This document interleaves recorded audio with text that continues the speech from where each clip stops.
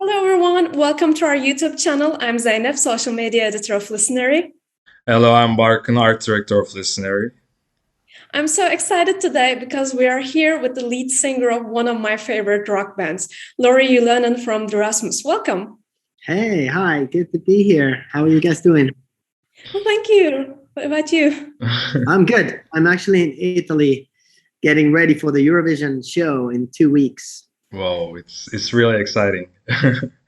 Yeah. Turin, it's kind of a smaller city in Italy. I've never been here before, but it's actually really nice to be here for a little longer time. We have all the rehearsals here and getting ready for the show. Also doing a lot of interviews and stuff like that, but we have a lot of free time. So like last 2 days, we've been just walking around the city and meeting local people and hanging out at the parks. And, we have some free time here too. So it really feels like being on holiday or something. Really cool, really cool. Actually, first of all, it's an honor to make an interview with you, with Rasmus, especially with you, Lauri, because as a 30-year-old man, you were one of my rock singer idols. I gotta say this, you look fantastic for our age. You're not aging at all. You're like a Finnish Benjamin Button. Really. After more than 10 years of hip hop culture domination, there's a new wave of rock music. For instance, Oliver Rodrigo's pop punk album was the most listened album in Spotify last year. And of course, we all know that last year Manskin has won the Eurovision as a rock band. And they quoted the famous Brit Awards speech of Arctic Monkeys, rock and roll never dies. But of course, as we know that, after Lordi's historic Eurovision win, Finland mostly participates in this contest with rock stars, rock artists. What do you think of this new wave of mainstreaming rock music? Well, I'm glad that it seems to be coming back. We've been trying to fight for it for 20 years. When we had In the Shadows, 2003, there was like a wave of this kind of gothic pop, so to speak, like our band, Evanescence, and some other bands.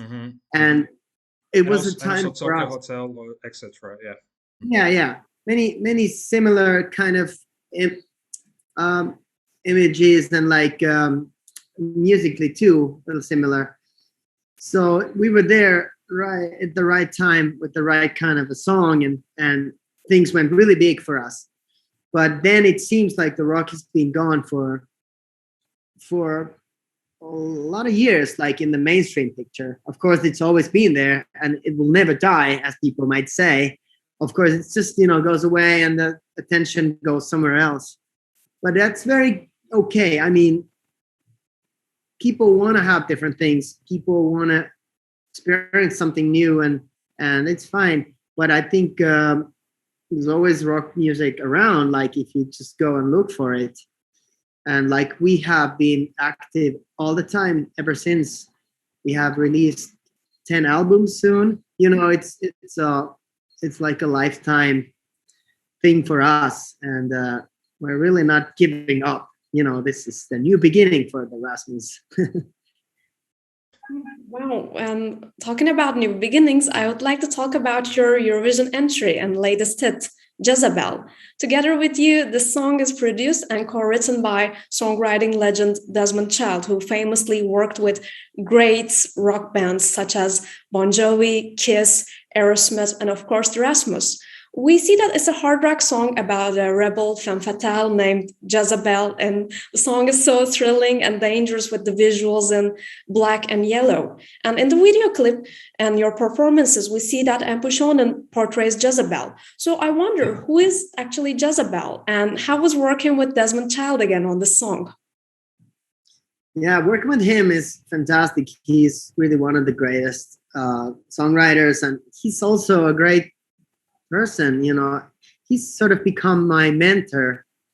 He's giving me some good advice because he's he's been around. Like, he's the only guy in the world, I guess, who has had #1 hit on 6 different decades.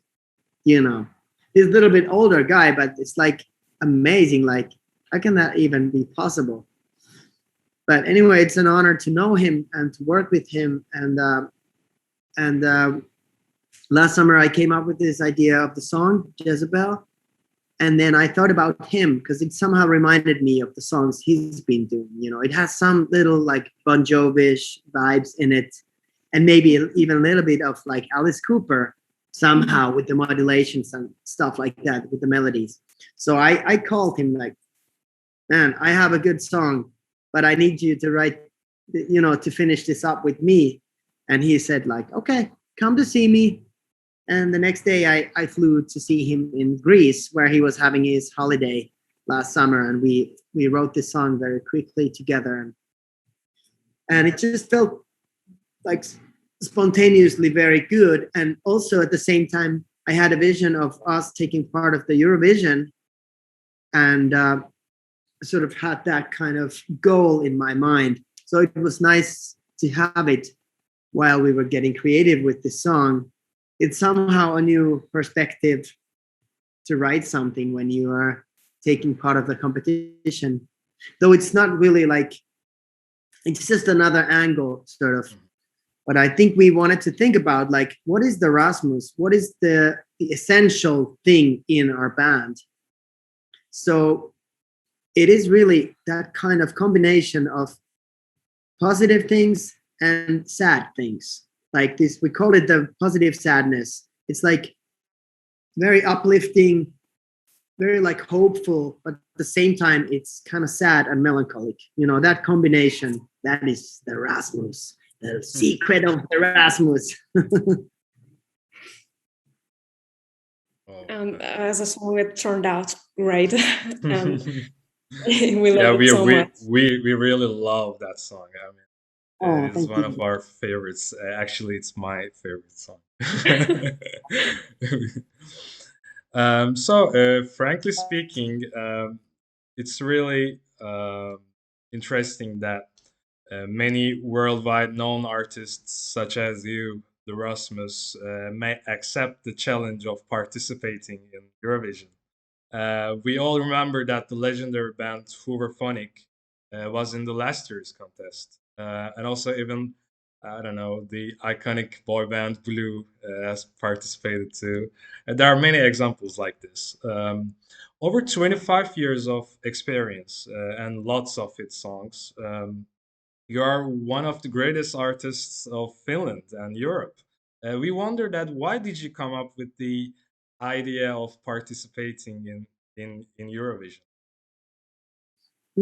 Well, when COVID hit us like 2.5 years ago, ever since we haven't played any concerts of any kind. It's really devastating for someone who's really built to do that and born to do that. And I think that was one of the reasons. And then also our fans have always been asking us, like, would the Rasmus ever take part of Eurovision? And they kind of planted a seed in our minds a long time ago. And then, of course, seeing, Blind Channel do well last year from Finland, they had a great song and great show and everything. So it got me excited. And of course, Måneskin winning the whole thing. So it was really, really powerful thing. And seems like the rock music is coming back. So I think, like, why not? I mean, would be something exciting and new for us to do, because we have done a lot of things in our career and we're always looking for a thrill and kind of do something exciting. So it really was a good idea, especially now when we're here. It feels fantastic. I've had so much fun and I've been so creative the last couple of months, like last 6 months. Ever since we decided to do this, we had a goal in front of us. Okay, Italy, this is where we try to get, or this is where we have to get, and then like plan everything and built the momentum towards this moment. And now we're here. What can I say? Good for you. Yeah, we've seen your rehearsal videos, and your performances are fantastic. Yeah. And as we're approaching the end, we have a concept called Listener 505, where we ask about your music taste. Without doubt, Jezebel has entered our list of favorite Eurovision songs, and we've seen your cover of Blind Channel's Dark Side. And we wonder, what are your 5 favorite Eurovision songs of all time? 5? I don't even know if I know 5 songs from Eurovision. Well, we'll see. I should have done my homework better. Let's think. Well, like I said before, I liked the Blind Channel song. Yeah. It was good. It shook the world, and they did well, and they're nice guys, and they're Finnish and all that. So I would say that. And then I also like a song from Lauri Ylönen, Euphoria. That's a great song. I think Swedish people have always known how to write good pop songs. So that Euphoria is a great song. And also she is a great mystical artist. I like her style. Like, she's very special. Yeah, she actually used her body really great on the stage. She was really active and really impressive. Yeah. Yeah. Then when I was a kid, there was the song from Johnny Logan. Yeah. From Ireland. I don't know. Ireland, yeah. And that was like something like "Hold Me Now" or something like this. Mm-hmm. I can't remember. Now it doesn't come to my mind, but that song I liked when I was a kid. And then I love ABBA, but their song Waterloo isn't their best song. But I would say ABBA anyway, because they have been, I always liked their music. And they have this kind of positive sadness in their music somehow. Yeah. Maybe I've learned something from that. And then the 5th song, oh my God. Lordi, maybe? Rock and roll, hallelujah. I'm not the biggest fan of the song of Lordi. I'm the biggest fan of Lordi because they are great. I mean, when they won 2006, I was like, I can't believe this. These guys are from Finland. I'm so proud. My little monsters. Yeah. Okay, and for more of your and band's favorite tunes, we will link your Spotify playlist that you created for us in the description, so we can discover more of your favorite songs. It was amazing. Thank you so much for joining us today, and we wish you the best of luck for Eurovision. Thank you so much. It was fun talking to you. Have a nice day.